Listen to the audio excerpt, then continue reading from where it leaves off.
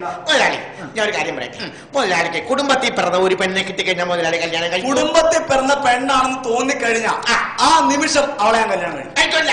അപ്പൊ ഒരു കുഴപ്പമില്ലാത്തൊരു പെണ്ണെ കാണിച്ചു കഴിഞ്ഞാൽ മുതലാളി കല്യാണം കഴിക്കില്ല. അങ്ങനെ കാണിച്ചു തന്നിട്ട് കാര്യമില്ല.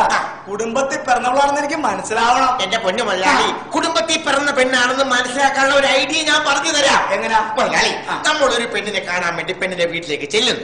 ആ പെണ്ണിനെ കണ്ടിട്ട് മുതലാളിക്ക് ഇഷ്ടപ്പെട്ട് കഴിഞ്ഞാല് മുതലാളി ആ പെണ്ണിന്റെ അച്ഛനെ മാറ്റി നിർത്തി ചോദിക്കണം, എന്തെന്ന്? കല്യാണത്തിന് മുമ്പ് ഒരു മാസം പെണ്ണിന്റെ കൂടെ താമസിച്ചോട്ടെ എന്ന്.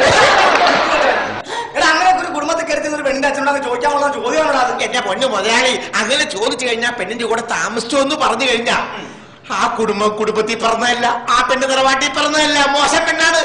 അതല്ല, കുടുംബത്തിൽ താമസിക്കേണ്ട ഒരു മാസം മുമ്പ് കല്യാണത്തിന് മുമ്പ് താമസിക്കേണ്ടെന്ന് പറഞ്ഞു കഴിഞ്ഞാ നല്ല പെണ്ണാണ്. ആ പെണ്ണ് കിട്ടിയ കുഴപ്പമില്ല. അത് ശരിയാണ്.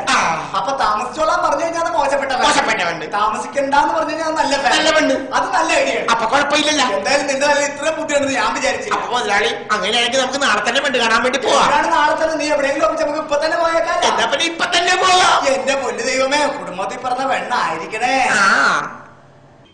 മുതലാളി, ഇതാണ് ഞാൻ പറഞ്ഞ പെണ്ണിന്റെ വീട്. നല്ല അസല് കുടുംബത്തിൽ പറഞ്ഞ പെണ്ണാണ്. ഉറപ്പാണല്ലോ. പിന്നെ എപ്പോ ഉറപ്പെന്ന് പറഞ്ഞാ പോരെ? പറഞ്ഞ പെണ്ണ് തന്നെയാണ്. ആണ് മുതലാളി. അല്ല രമേശ, എന്താണ് മുതലാളി? എനിക്കൊരു സംശയം. എന്ത് സംശയം? സത്യത്തില് നീയാണ് ആ പെണ്ണ് കാണാൻ വന്നേ, അതാ ഞാനാണ്?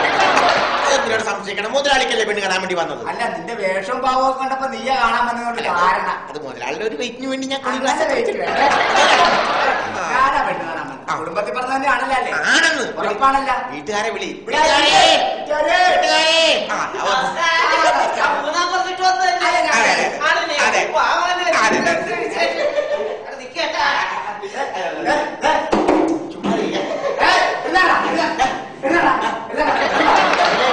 അവനല്ല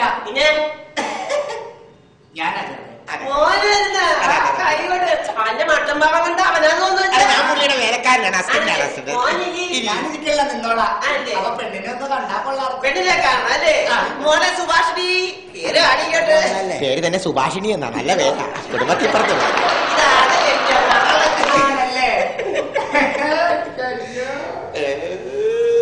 സുഭാഷിണി.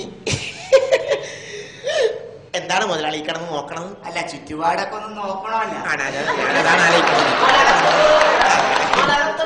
അല്ല, പോകണ്ട, ഇവിടെ നിൽക്കട്ടെ. പെണ്ണിന്റെ പേര് ഞങ്ങൾക്ക് ഇഷ്ടപ്പെട്ടു. മുതലാളിക്ക് പെണ്ണിന് ഇഷ്ടപ്പെട്ട കൊള്ളാട്ടാ. കുഴപ്പമില്ലല്ലേ? അപ്പൊ നമ്മുടെ മറ്റേ കാശ് മറ്റേ ചോദിച്ചോട്ടെ. കല്യാണത്തിന് ഒരു മാസം താമസിക്കുന്ന കാര്യം ചോദിക്കി. എടാ, അങ്ങനെ ചോദിച്ചു കഴിഞ്ഞാൽ തന്റെ കയ്യിൽ നിന്ന് അടി കിട്ടൂലേ? കുഴപ്പമില്ലെന്ന് തന്ന കുഴപ്പമൊന്നുമില്ല. ചോദിച്ചു. ശ്രീധരത്തിന്റെ കാര്യം കാര്യം ഞങ്ങൾ ചോദിക്കത്തില്ല, വേറെ കാര്യമാണ്. ധൈര്യമായിട്ട് ചോദിച്ചോന്നു. തല്ലി കിട്ടൂലല്ലോ. ഞാനല്ലേ ചോദിച്ചോട്ടെ. അതെ, എന്റെ മുതലാളിക്കുന്നില്ല പെണ്ണിനെ കണ്ട് ഇഷ്ടപ്പെട്ട്. അപ്പൊ പെണ്ണിനോടും എന്റെ അപ്പനോടും ഒരു കാര്യം ചോദിക്കാൻ വേണ്ടിയാണ്. ചോദിച്ചു. പെണ്ണിങ്ങാട്ട് മാറിയിരിക്കും. കാര്യം ചോദിച്ചോട്ടെ. അപ്പ നമ്മള് പെണ്ണിനെ ഇഷ്ടപ്പെട്ട ശ്രദ്ധിക്കണ്ടല്ല. ഈ കല്യാണത്തിന് മുമ്പേ അതെ അതെ കല്യാണത്തിന് മുമ്പേ അതെ മുമ്പ് അതെ ചോദിക്കേ. എന്റെ മുതലാളി എന്ന് പറഞ്ഞ 45 വയസ്സായിട്ട് പെണ്ണ് കെട്ടാതെ നിൽക്കണേ. അപ്പൊ ഒരു കാര്യമുണ്ട്, അതുകൊണ്ട് ചോദിക്കേ. ചൂടാവണേള് തുമ്മ തോന്നാണ് ചോദിക്കുന്നത്. കല്യാണത്തിന് മുമ്പേ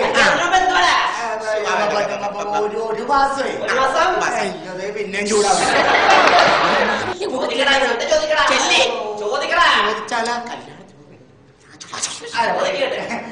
കല്യാണത്തിന് മുമ്പേ ഒരു മാസമേ പെണ്ണിന്റെ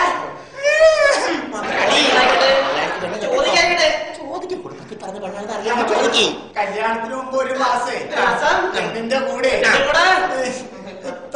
താമസിച്ചാ കൊള്ളാന്നൊരാഗ്രഹമുണ്ട്. കല്യാണത്തിന് മുമ്പ് ഒരു മാസം മുമ്പ് നിനക്ക് ഇവിടെ താമസിക്കണല്ലേ? നിനക്ക് ഇവിടെ താമസിക്കണല്ലേ? അതൊക്കെ നേരത്തെ പറഞ്ഞാൽ പോലെ. എന്റെ പോലെ നീ എന്റെ പോലെ കെട്ടാൻ പോണല്ലേ? 1, 2, 3 മാസം താമസിച്ചോടാ നീ.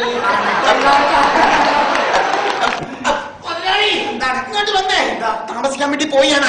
അങ്ങനെ താമസിച്ചു കഴിഞ്ഞാൽ കുടുംബത്തിൽ പറഞ്ഞ പെണ്ണല്ലത്. ഓ, താമസിക്കാന്ന് പറഞ്ഞല്ലേ? അപ്പൊ കുടുംബത്തിൽ പറഞ്ഞ പെണ്ണല്ല. നമുക്കിത് വേണ്ട. വേണ്ട. കാര്യം ചെയ്യും. ഞങ്ങൾ